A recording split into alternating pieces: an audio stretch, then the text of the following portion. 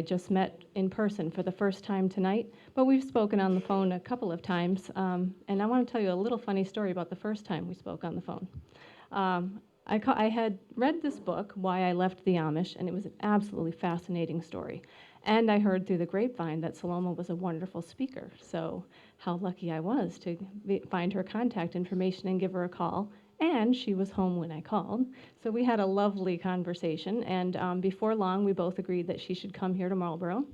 And so she said to me, let me just put down the phone for a moment. I need to go get my calendar and my pen because we have no power. And I thought to myself, my word, she's gone back to the Amish. What a controversy. But I think she heard the astonishment in my voice when I said, you have no what? And she said, oh, no, you don't understand. There's a work crew in front of my house right now, and they're doing some work, and it's only off for a couple of hours, and you just happened to call during... Okay, so once we got that all straight, we were very happy to book this evening. So we're really excited to have you here, Saloma. Saloma Miller Furlong was born and raised in Amish country in Ohio. Driven by her desire for freedom and more formal education, she broke away from her community not once, but twice. Saloma graduated from Smith in May 2007 with a major in German studies and a minor in philosophy. Her education has included research on the Amish with Dr. Donald Craybill and a semester abroad in Germany. She has published short stories and essays, including Calyx, in Calyx, a journal of art and literature by women in 1997, and in Vermont Voices 3, an anthology of Vermont writers in 1999. She has presented talks about the Amish in libraries throughout the country, at Goshen College in Indiana, and at the Amish Conference in Elizabethtown, Pennsylvania in 2007. She recently left her day job at Amherst College to promote her memoir, Why I Left the Amish. Saloma shares several interests with her husband, David. Welcome, David. They like biking and traveling and watching birds and working in their 1920s home that they have renovated to make it more energy efficient. She also enjoys playing Scrabble, braiding woolen rugs, one of the homespun arts she learned from her mother, and keeping up with her website, salomafurlong.com, and her blog called About Amish. Please welcome Saloma Furlong.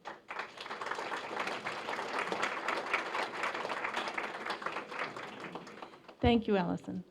I would have completely forgotten that.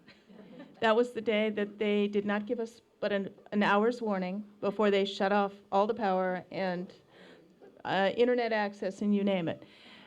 We still had a landline that we keep for those types of purposes, and that's why I was able to get your call.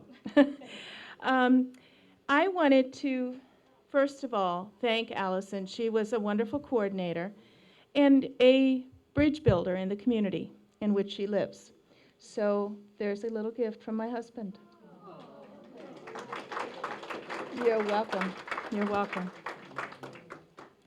I want to thank the Marlborough Public Library for hosting me tonight. I'd like to thank Allison and all the friends of the library. I know that mantra, we have too many books. I'm on the Friends of the Library in Sunderland, my little town. And that mantra comes towards the end, just before the book sale. But I'll bet you anything, there's no limit on baked goods.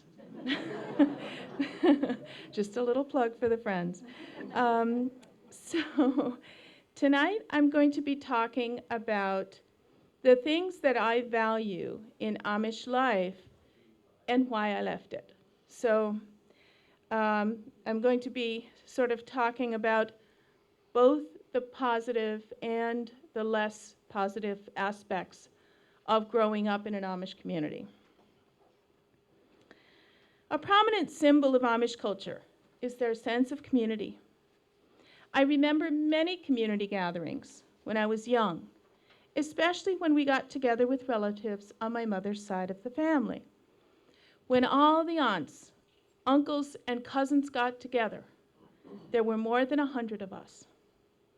I remember at one of our large family gatherings how my Aunt Sarah and her family drove in with their large buggy, drawn by 2 horses. One of the uncles said, "Here comes Sarah and Dan. Boy, is that buggy full. The springs are completely flat." The buggy stopped out by the barn. Several of the menfolk walked out to help Uncle Dan unhitch the horses. There must have been 2 of the youngest on Aunt Sarah's lap, and another 4 on the little bench in front of her and Uncle Dan. She handed the baby to one of the people who had just climbed out of the back before she got out of the buggy. The number of people emerging out of the back of the buggy is what had us all standing, staring out the kitchen window with our mouths open. When 6 people had emerged out of the back of the buggy, we thought that would surely be it. But then another stepped out, and another, until at least a dozen cousins had stepped out of the back of the buggy. We soon heard how that had happened.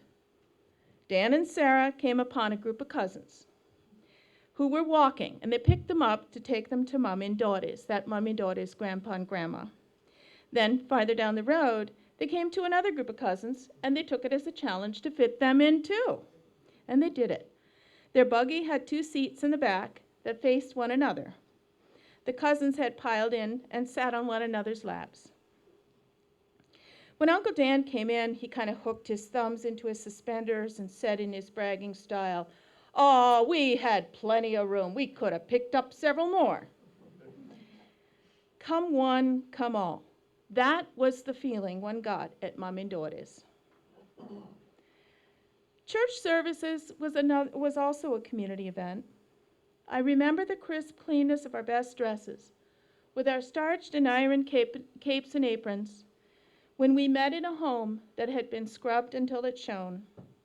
I felt anchored in knowing my place in the community as the congregation sang the German Loblied, or praise song. One of the songs that I was playing earlier, the Amish chant, was that song, which was the second song of every service. I knew that people in all other Amish churches in our time zone would be singing the same song at the same time.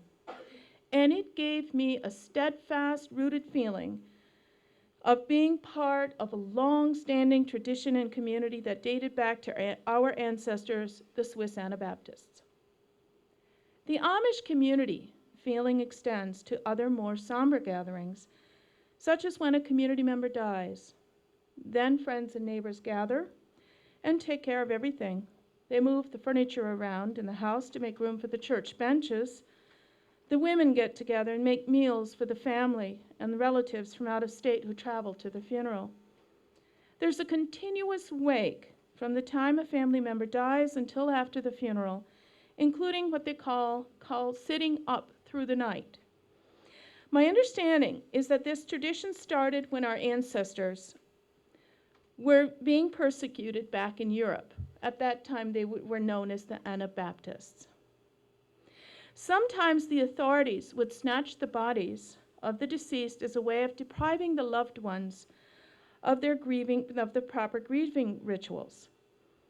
As a way of guarding the bodies, friends would sit through the night in the house of the deceased. This tradition carried over to this country and is still practiced. Most Amish I know accept death as part of life. In their worldview, they see everything, even tragic accidents, as God's will. At first blush, this may seem like a cavalier attitude toward physical safety. However, the Amish don't seem to take life for granted as much as the rest of us tend to, but rather they see each day on earth as a gift granted by God. In some ways, this makes them more resilient. If there's a tragedy, the people in the community pull together and help each other out. So rather than put their energy into making life safe, they seem to be ready for whatever comes their way. There is strength in that, albeit a different kind than we normally recognize. So it seems that the Amish essentially take care of people's needs from the cradle to the grave. And that brings up the question of why I left. Sometimes when I long for more community, I wonder that too.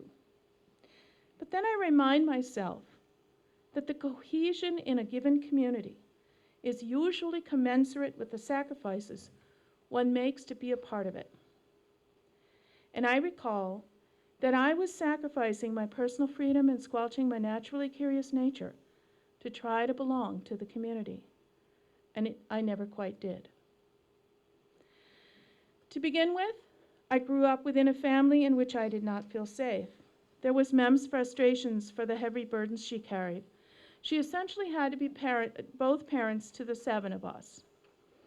I knew even at a young age that there was something wrong with my father when he refused to leave his rocking chair to go do the farm chores, or when he talked to people who were not in the room. Because of Dad's mental illness, Mem was often a sole parent, at least if I count out my older brother Joe, who took on the role of Mem's confidant and our father figure. To defy Joe was a scary thing. Unlike Dad, who was like a wild bull unleashed, Joe's brutality was calculated. He'd gauge just how hard he had to hit one of us to make us give in to his demands.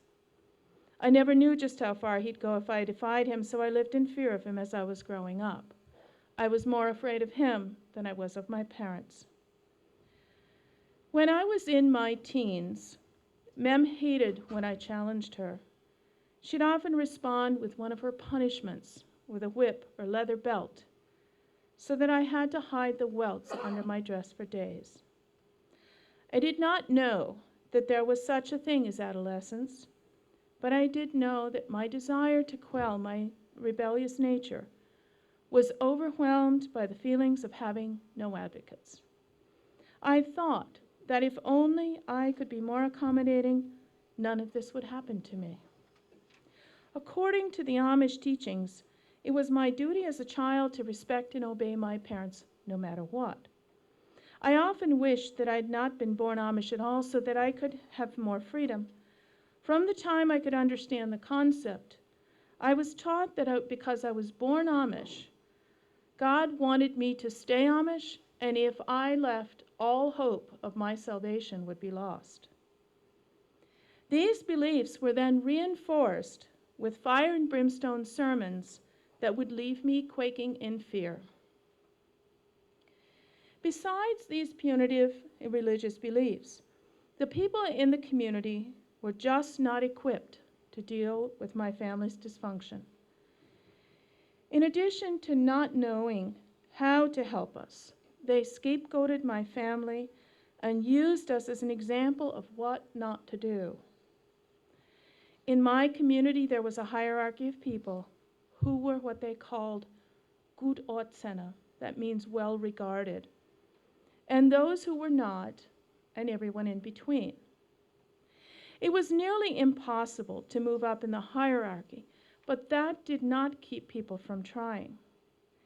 In their attempts at having themselves look better, they looked down on the people lowest within the community. They tried shaming my father out of his depression, and they wrongly blamed his violence on his wife and children's rebellion.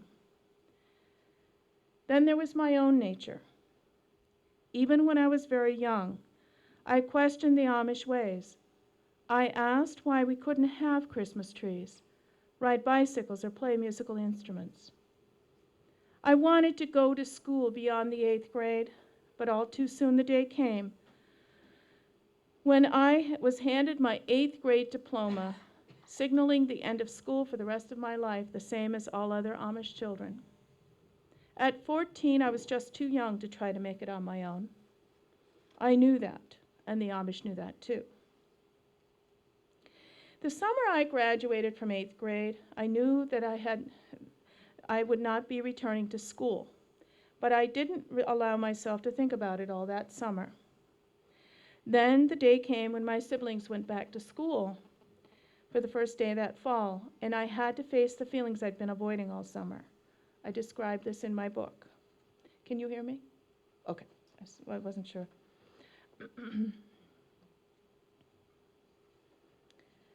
When the Oxel station wagon arrived to pick up my siblings that fall morning, I watched them eagerly heading out the lane. I longed to go back to school so badly that I could smell the books that had been stored on the shelves in the entrance of the schoolhouse all summer. I could see the clean sheets of paper before I had written anything on them, leaving all possibilities open. I could feel myself running over the schoolyard, playing hide and seek, softball, or prisoner's base, and I could hear the bell at the end of recess. When I could no longer stand the longing, I turned away from the window. Mem was waving goodbye to the others as I slipped upstairs, hoping she would think I was making my bed. Instead, I sat on it and stared at the oval crocheted rug at my feet. What, I wondered, did I have to look forward to now? It would have been a relief to cry as I stared at the rug, but the feelings seemed stuck in my chest. No one would understand even if I could express my feelings. Mem's voice cut into my thoughts. Lome, wo bist du? That means, Saloma, where are you? Where do you think I am? I wanted to say. But I didn't say anything. I got up and I made my bed. I went downstairs and faced the pile of breakfast dishes. Seems like I have missing pages here. Here we go.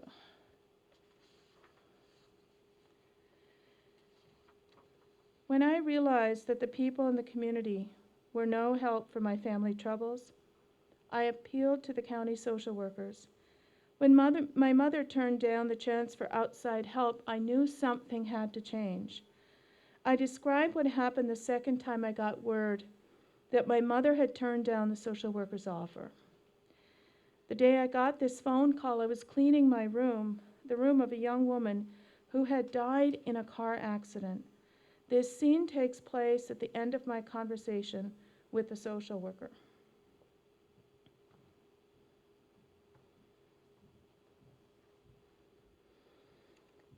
I put the black receiver back on the phone and lay down on Pamela's bed. I realized Mrs. Snyder could come in and find me there, but I had to take that chance because I could not stand up. As I lay there, I wished I was dead instead of Pamela. I didn't understand why God would take away the Snyder's daughter when they loved her so much. And yet, I had to live this unbearable life in a family in which I did not feel loved. Before Mem had said no to June, I hadn't allowed myself to think about any other options to get out of the situation. Now I was forced to. I could think of only two: suicide and leaving the Amish. First, I considered suicide. I wondered if that could be any worse than my unbearable life. I considered how I might manage it. Maybe I could run out in front of a speeding car. But what if I only managed to get maimed and I didn't die? I knew I didn't really have the guts to go through with suicide. It was probably just as well, I decided, because I'd go straight to hell if I did. But according to the Amish beliefs, I'd go to hell if I left the Amish, too. Then a daring thought came to me. If I was going to go to hell for leaving the Amish, I'd at least have a lifetime on earth before I had to go to hell. And besides, I thought, what if the preachers are wrong? A feeling of adventure and excitement came with my thoughts of a whole new life, away from my family and all its troubles. Before I got up from Pamela's bed, I resolved one thing in my mind. I could no longer think about what was good for my family. I now had to think of what was good for me. What I did not yet realize on that fateful day is that I had just faced my worst fear.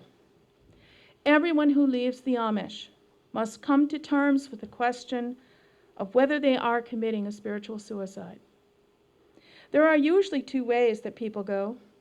One is to become born-again Christian, which they believe is a guarantee to their salvation. The other direction is to live a wild life because people feel like as though they're going to go to hell anyway, they may as well do what they want.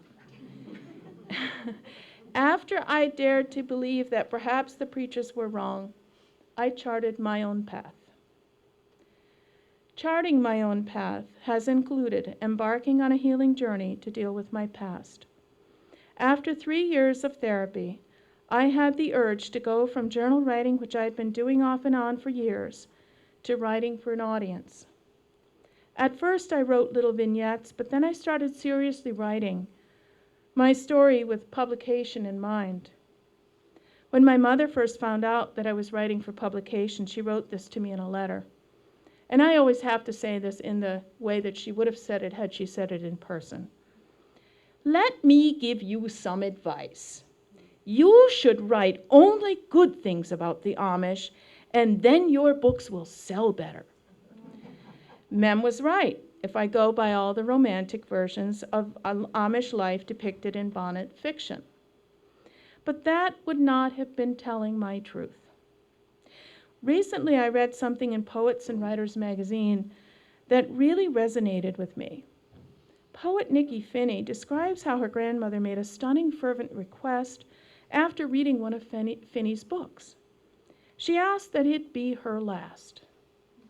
Finney wrote, "I'd have promised to sail the 7 seas in 5 days for my grandmother if I could have. She meant that much to me. Promise," she said. But I couldn't. Even for her, I couldn't. This story reminds me of the day when Mem had truly lost her dignity.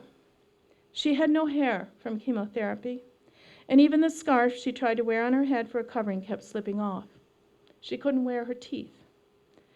It was in this sad situation that she asked me to not publish anything bad about Joe or me. I could not promise Mem any more than Finney could promise her grandmother. I've been asked whether I have forgiven Mem, Dat, and Joe. My answer is different for each of them. When David and I would go back to visit my parents at least once a year, I came to realize that the whole family treated Dat as if he was a non-person. David and I made a concerted effort to include Dat in conversations when we were there. And when I wrote a letter to Mem, I wrote one to Dad as well.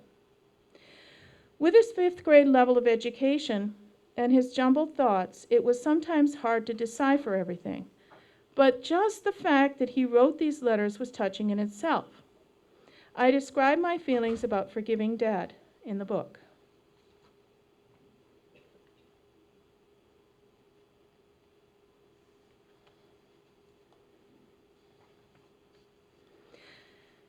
In this process of seeing Dad for who he was, I found I'd forgiven him. To fully forgive him, I needed to understand how he could have committed the wrongs he did. With his mental illness and with his level of intelligence, perhaps he could not have made any different choices than the ones he did make. This was borne out when his violence ceased after he began taking medication for his illness 25 years ago. I could not hold him as responsible as someone who was intelligent and deliberately set out to hurt others.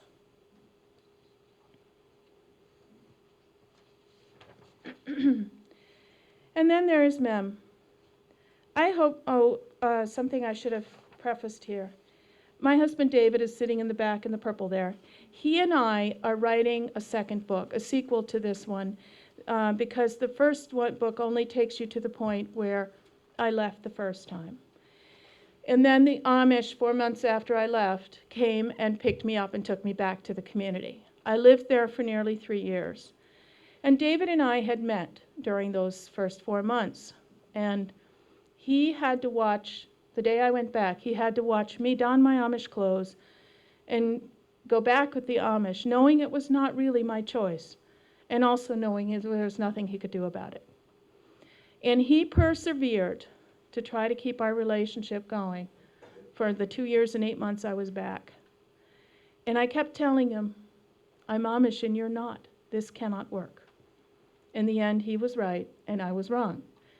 When I decided finally to leave again, David drove to Ohio and brought me back to Vermont.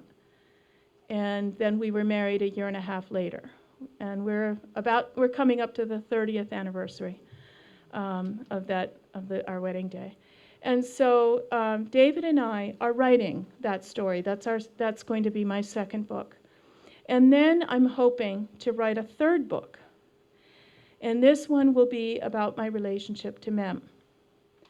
Perhaps in sifting through my memories of her, I'll be able to do what I couldn't do when she was still alive, bring together the two seemingly contradictory sides of her.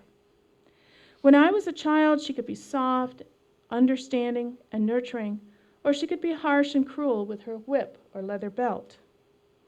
She could be brutally honest, or she could be evasive of the truth. She could espouse to the Amish values or be the first to question them or point out when she felt they were hypocritical. She could support me in my endeavors and support my freedom from the Amish set of restrictions while eliciting sympathy from the Amish that I'd left. And she could play the martyr, that she was in such an unhappy marriage, yet be the lonely widow once Dad died. So my feelings about Mem are as complex as she is, or was. Forgiving Joe is also complicated.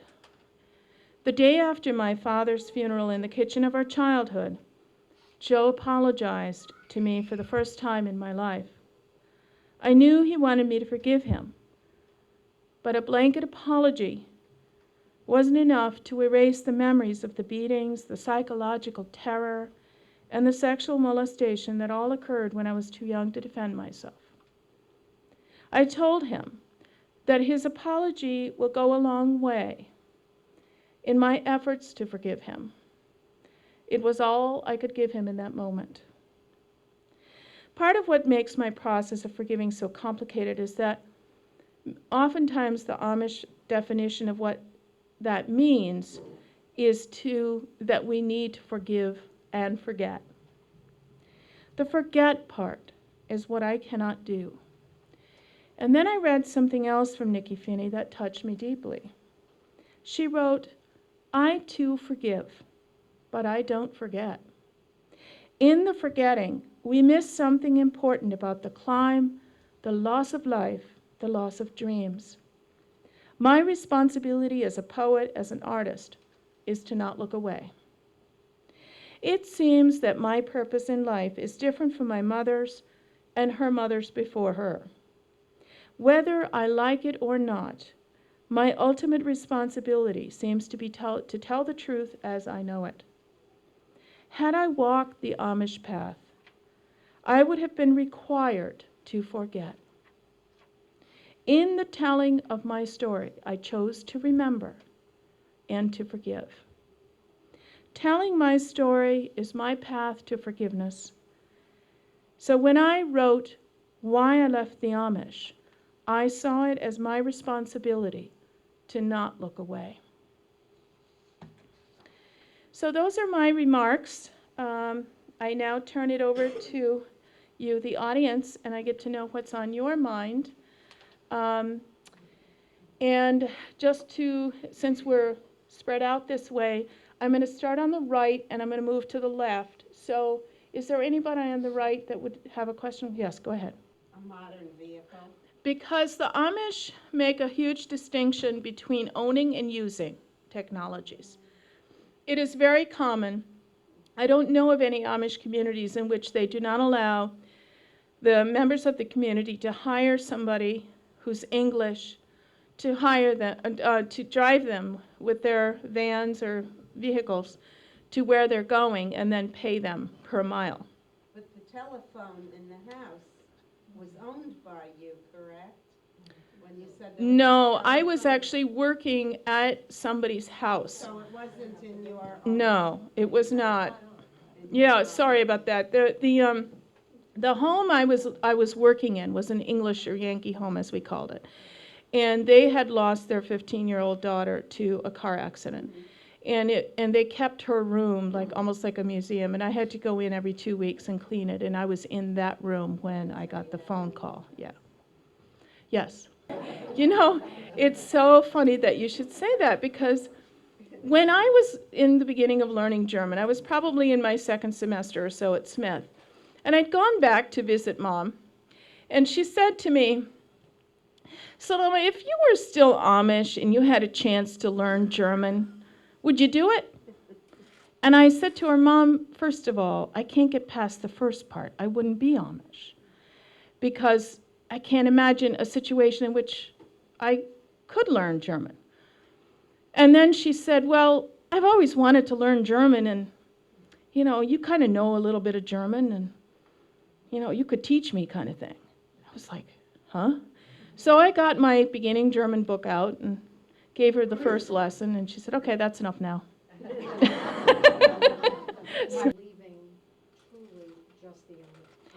Actually, that's a very fabulous question because it really brings out how the first time I left, I really was leaving my dysfunctional family.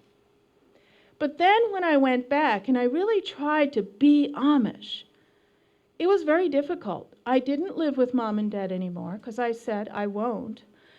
And I was teaching school at the same place where I went to school, when I was young, and it kept me there for 2 years. I think they gave me that job because they thought it would keep me there, and it did for 2 years. But then in the end, what I had to weigh was what I'd lose if I left, but also what I'd gain. And I felt in the end that what I'd gain was more. And part of the reason for that is because when I went back to the community, the Amish young men were not asking me for dates. And I was looking at a very certain future of being a spinster in the community and not having any real life partner. And that was going to be I couldn't imagine myself being an extrovert that I am to really go through life alone without a marriage partner. And part of the reason they weren't asking me is because I think people were circulating, well, she left once, she could leave again. And you know what? They were right. I did leave again. And part of the reason was because I saw that I was going to be going through life alone. So in the end, I felt that I feel the first time I did leave the dysfunctional family, the second time I left the community for good. Yes? How were you able to leave, and how old were you? I was 20 years old when I left, and the same person who had helped me find out about the social workers had, pointed me in their direction. I called her and asked her if she would help me leave when I had reached my end point where I was at my wit's end, basically. And she said, sure. So she and her husband actually helped me, and she was, of course, not Amish. They helped me to set up a train ticket, book a train ticket out of Cleveland to New York State, across the lake from Lake Champlain, from Burlington, across the Lake Champlain from Burlington. And I was planning on taking a ferry across. Unbeknownst to me, that ferry had been discontinued 12 days before that.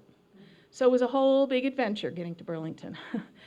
But at any rate, I went to Burlington because I liked the way Vermont looked in my geography books in school. Did you have to sneak out? That part is interesting.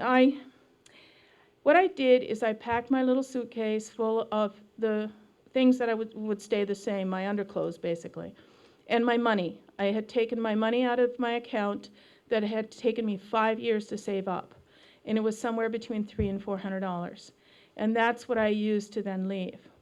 So when the morning I was planning on leaving, I waited for my mother to tell me that my ride was there, even though I knew he was coming, because I wanted to know where in the house she was. If she was in the living room, I was planning on slipping out the kitchen door without her knowing that I had a suitcase in my hand. But as it was, she was in the kitchen. So I came down face to face with her. I had the suitcase in my hand. She looked at me, she looked at my suitcase, and I said, Mom, I'm babysitting at the place where I'm staying tonight, and which was true. And she said, well, just don't you let this happen too often. And I said, I won't, and out the door I went. And as the car turned around and was heading out the driveway, and there was the kitchen window, and I saw my mother peering out, and I realized that she knew something was up. And so my hand just went up, and I waved, and then I suddenly realized I may never see her again. But luckily I did. David and I went back to visit on a regular basis. So that's how I left. All 5 women left, and the 2 men stayed. And it's the most unusual situation in my home community, because I could not find in the 2,500 families who were listed in the Geauga County Directory in 2006, we were the only ones with that configuration where the women left, or the women left and the guys stayed. And so that is highly unusual. Yes, they all endured abuse to one degree or another, and one type of another. So yeah, we all suffered it. She said the women are treated like they're farm animals. They are worked to pieces. Well, all of that varies from community to community and from family to family. And it is impossible for that person, for me, for anyone, to know how prevalent the abuse is, because there is such secrecy and such silence that shrouds the abuse, even more so than in the outside culture because of the insular nature of the community. So it just is a thicker blanket of silence. So for anyone to know just how prevalent it is probably impossible. However, I do say this: the culture is a recipe for it. It is very male-dominated. And the silence that shrouds these things makes it possible. And so it is, the question really remains then, how many of the men take advantage of that situation that they have of being sort of lord over their women? And I don't know the answer to that. Yes, I am shunned. That in my home community doesn't mean that they can't talk to me or that they have to pretend I'm dead. It is not that stringent. Some communities, the families do not want to see their young people because, first of all, they don't want that person to influence the younger ones who they're trying to keep in the community.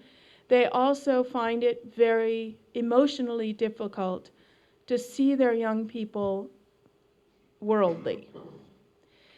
Parents are taught from the time they are parents that it is better for them to lose their child in death when they're young than it is to lose them to the world when they grow up. That is what they're taught. So the guilt trap is set for the parents as well as those of us who leave. So yes, so it's basically a very difficult thing for parents to accept. But the shunning itself is normally the same as, is close to what I had to endure. I could not eat with them. They could not accept gifts from me, do business with me, ride in my car, though they can ride in yours, and they could never come visit me. And the last one was actually the hardest for me, because there were so many times when we were raising our 2 boys, that I really wanted my mother to just get a glimpse of my life. Come and stay for a week, whatever. And when I really felt the longing, what I would do is I'd sit down and write her a letter and describe everything that was going on in my life, what I was seeing out the window, what the boys had done the day before, what they were doing today, what I was doing, what David was doing. And she would say to me, you really, when you wrote that letter, I felt I was right there with you. So that was the closest she ever came to visiting, or seeing my life or getting a glimpse of it. But basically, the shunning is not as horrible as most people think. And, to be honest, I knew that when I left, there would be that consequence. And I still left. So I can't expect otherwise. My sisters, 2 of my sisters who left, rail against that so much. And I keep saying to them, but you knew this was going to happen. Why do you want to change them? They will not change. This is age old. And so we have very different opinions on, that. I've come to an acceptance stage, and I don't think they have.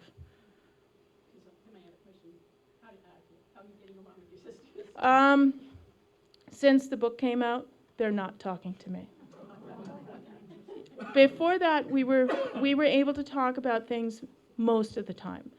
But there were so many things we disagreed on. And one of them was that they just didn't want to go to the hard places. And through my therapy, I learned that sometimes the only way out is through.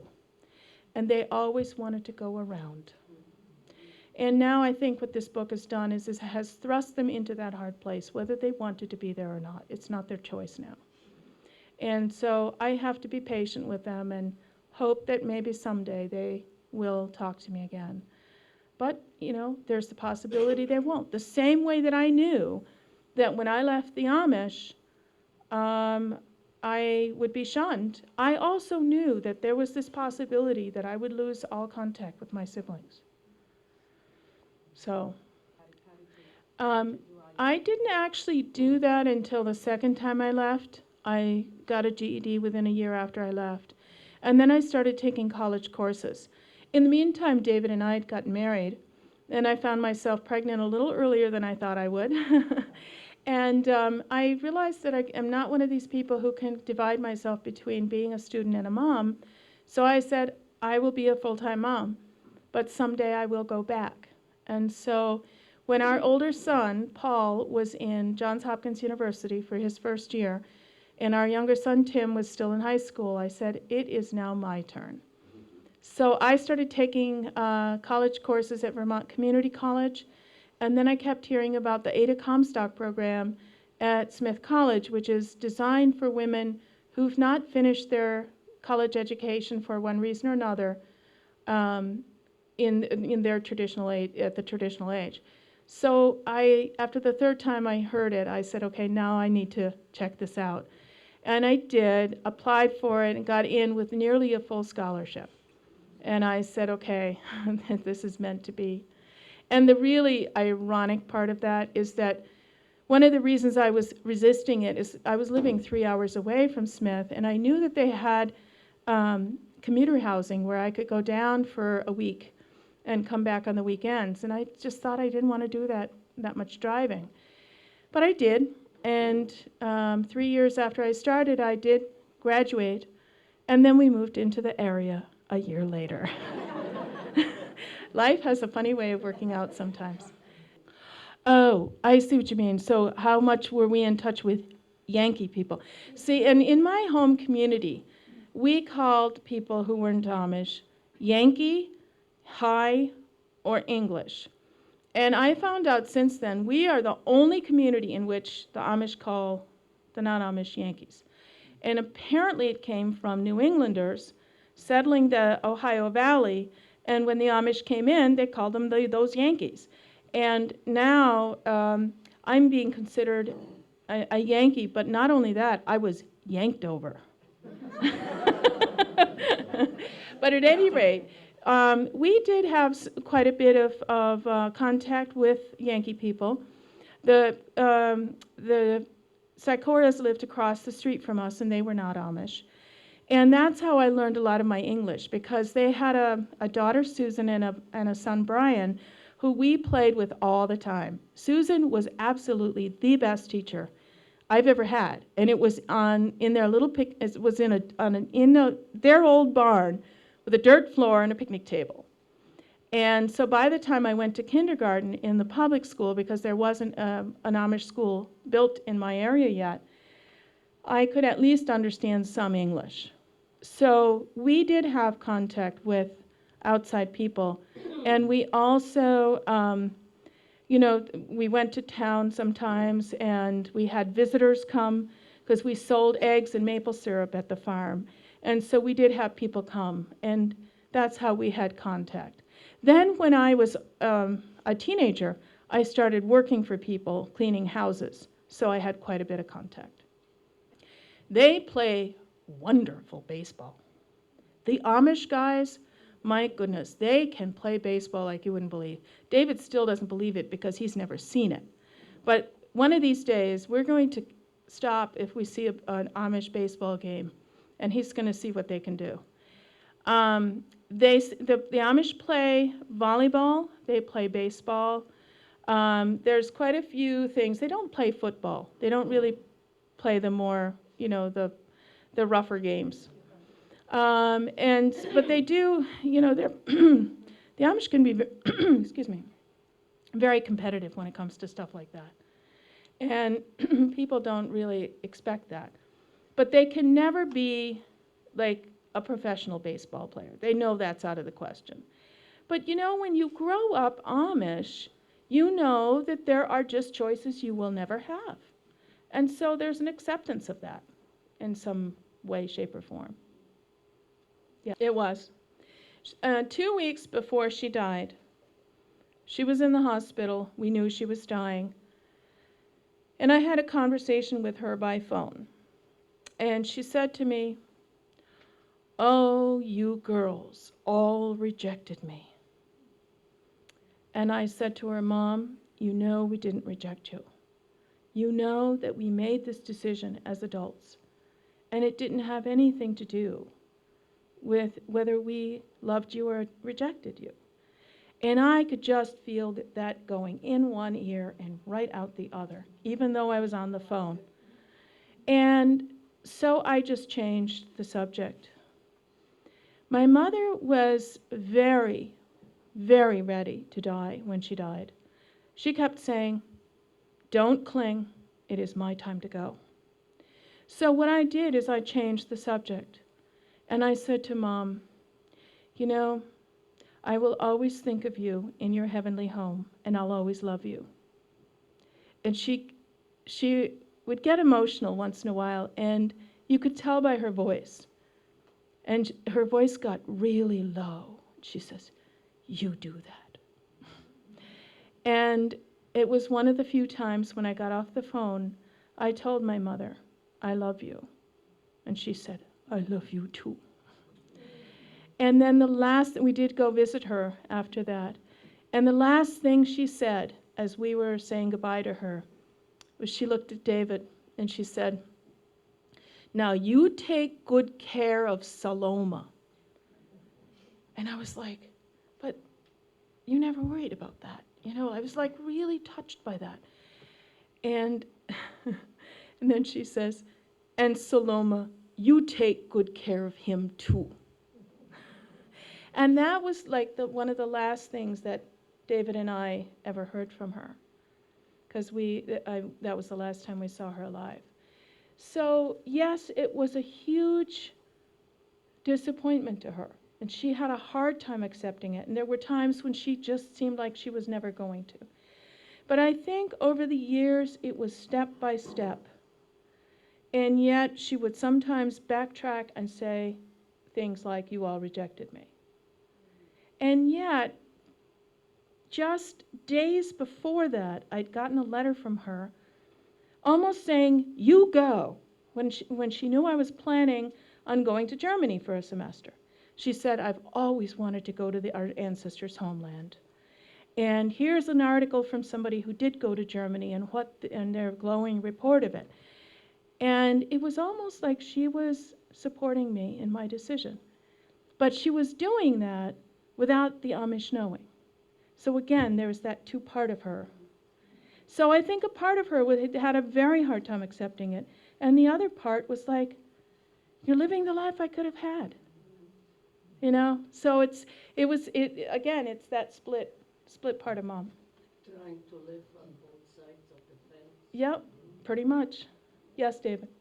When I took my mother for a walk to let her know that I was leaving again, I told her, "Mom, I didn't want you to hear this from anyone else. I wanted you to hear it from me." And we were walking arm in arm on our little gravel road out in the dark, and she said to me, "Well, how much does this young man you met have something to do with your decision?" So I said, "Well, because of David, I'm going back to Vermont, but if it wasn't for David, then I would be going to the South to get an education." And she said to me, "Well, I once had the chance of marrying somebody outside the Amish, and I've always wondered what that would have been like. And then I dragged the rest of that information out of her. About, 6 months before she died? Yeah. When it was after my father died, and David and I were alone with her. And it was the funniest thing, because I brought up the question of whether or not she'd ever been excommunicated from the church, because I'd heard she had. And she got really, really surprised, and she wanted to talk around it and around it and around it. That day when David and I left, I said, you know what? I remembered something about my mother today. She will never lie outright, but she will talk around the truth. And so I said, tomorrow, I will know the truth. The next day, we were sitting in her living room again, and I said to her, Mom, were you ever excommunicated from the church? And she said to me, well, I'm not sure I should tell you that. And I said to her, and David was sitting there, and he goes, you know, I can leave if you'd like. She looks at him, and she goes, I'd just as soon tell you as her. And I said, well, then I can leave if you'd like. And she said, okay, once. And then that's when she told me that she had an affair. Before she was married, she was still single. She had an affair with somebody who was not Amish. And he wasn't married either. So, but to her, committing adultery is anything that's not marriage, sex and marriage. And so that was what she ended up telling me. And it just really floored me. So that all will be in the third book too. So so Mom again was of two minds on that issue. Yes. Oh no, not at all. The Amish population is not diminishing. The Amish population is doubling about every 20 years.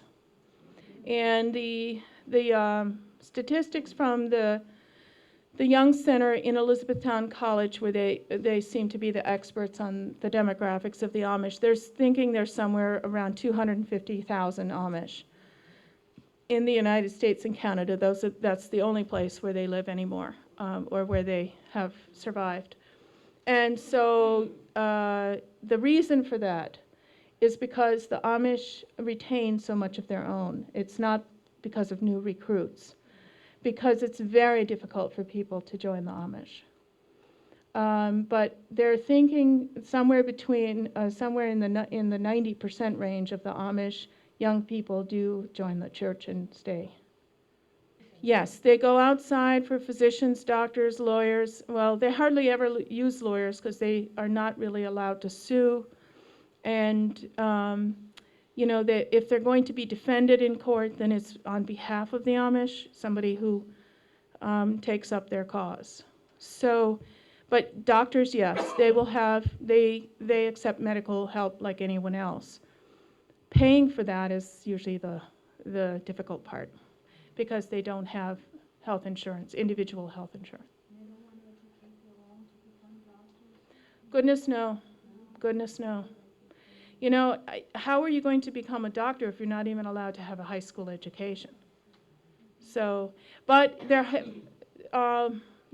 been a few people who left the Amish, got their GED, got into school, and then became a doctor afterwards. One of them is Dr. Wayne Weaver in Holmes County, Ohio, and just recently I heard of somebody else, also his age, I think.